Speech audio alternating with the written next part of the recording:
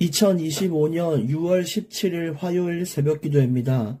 오늘 말씀은 시편 13편 되겠습니다. 말씀의 제목은 나를 영원히 잊으시나이까입니다.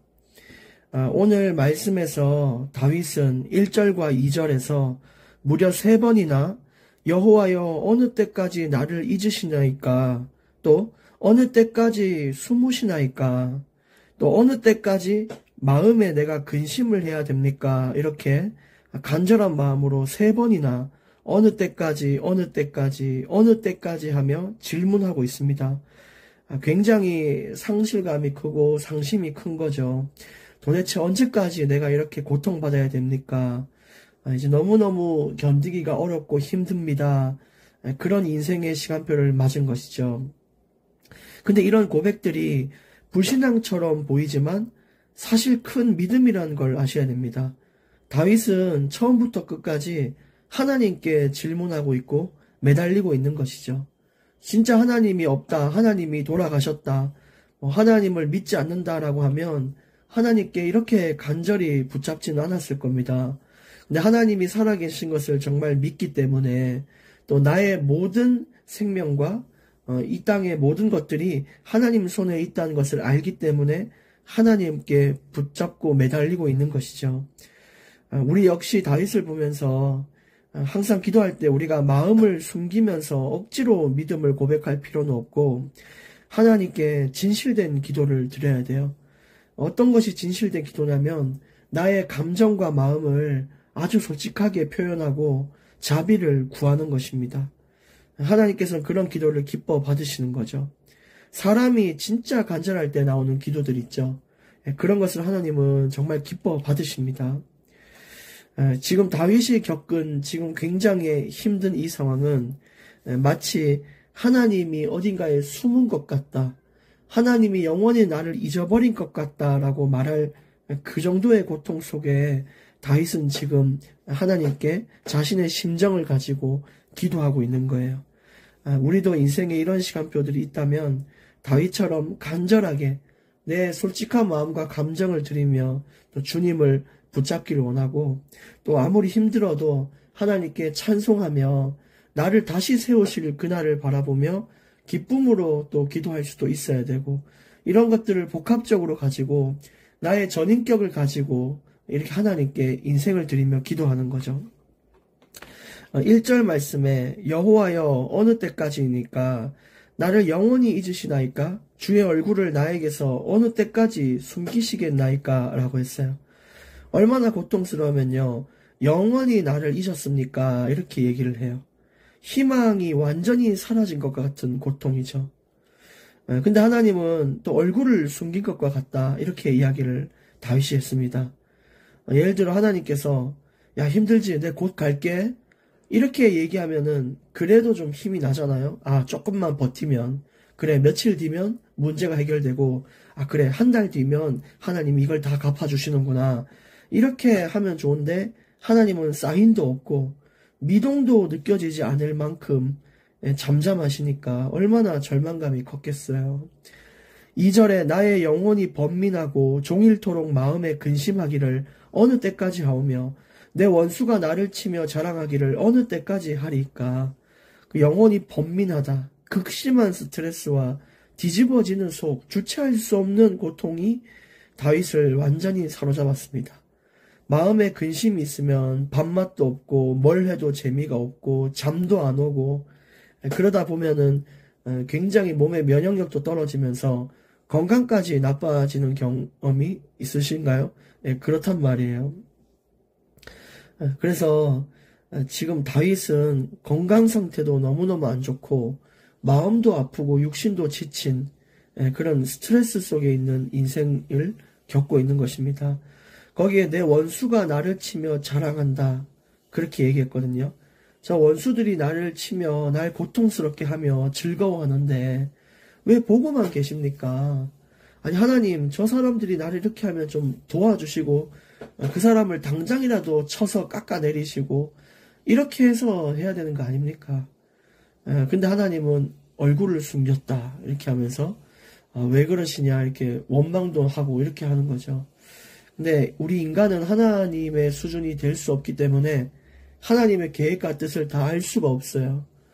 그래서 우리가 할 수 있는 것은 하나님은 선하시다라는 것을 믿는 거죠.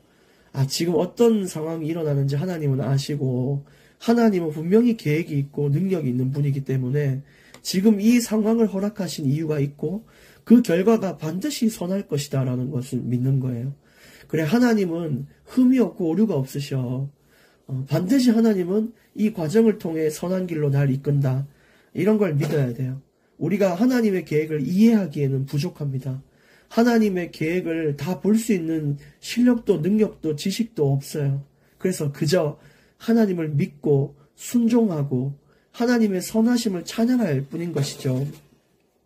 3절에 여호와 내 하나님이여 나를 생각하사 응답하시고 나의 눈을 밝히소서 두렵건대 내가 사망의 잠을 잘까 하오며 나를 생각해 주십시오.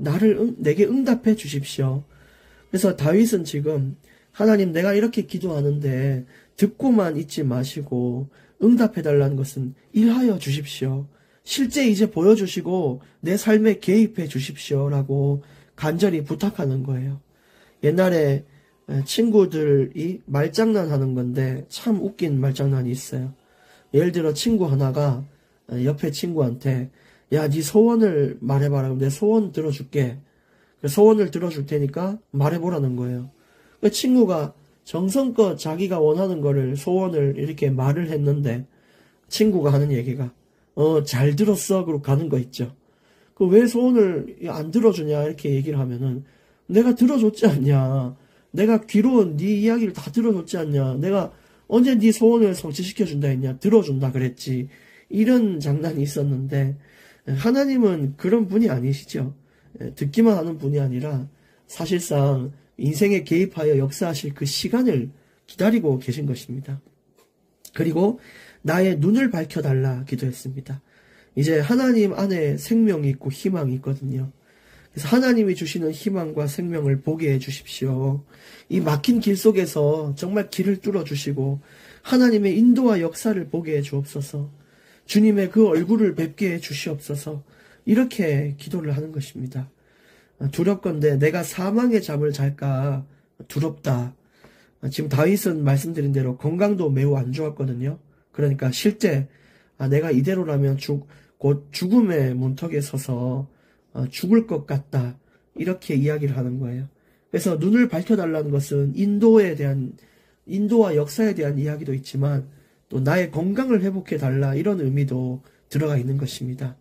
어쨌든 내 건강, 내 인도, 내 힘, 마음, 감정 모든 것들을 주님이 좀 역사해달라고 개입하여 달라고 전인격을 가지고 기도하고 있는 다윗의 모습입니다.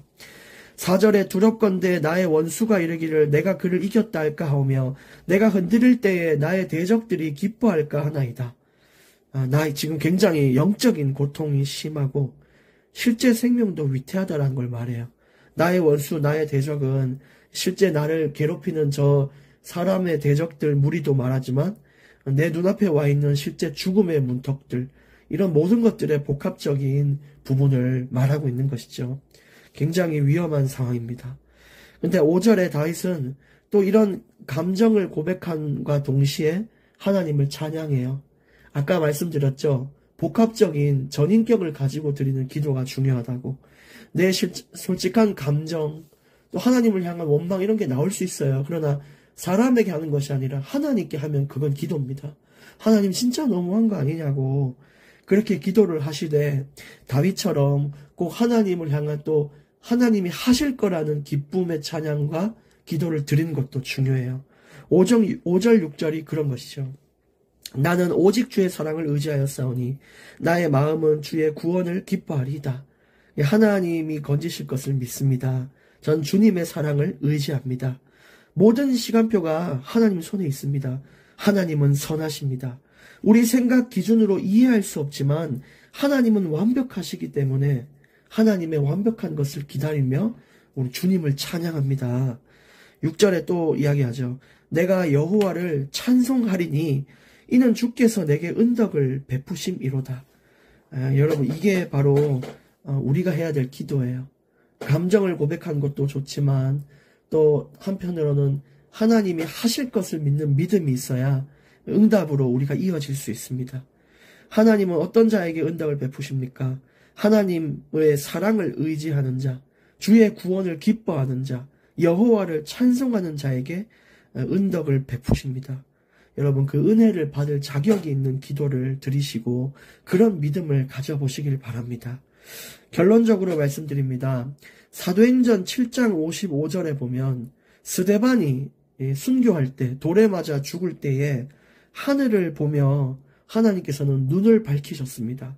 그 영안의 눈이 열리자 예수님이 하나님 우편에 앉아 계신 것도 봤고, 하나님 우편에 계신 것을 봤고, 또 하나님의 영광이 있는 것을 하늘을 보고 보였단 말이에요.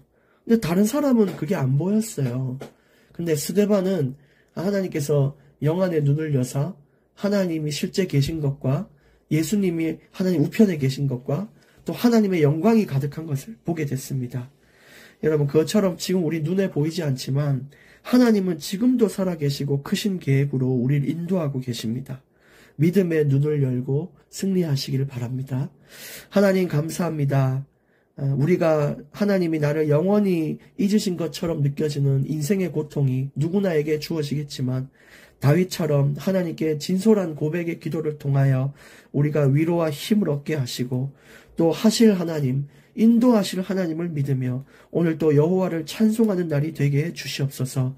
주를 사랑하고 주의 구원을 기뻐하는 자로서 주의 마땅한 은덕을 받는 하나님의 귀한 복된 백성 되게 해 주시옵소서. 완전하신 하나님을 믿습니다. 예수 그리스도 이름으로 기도합니다. 아멘.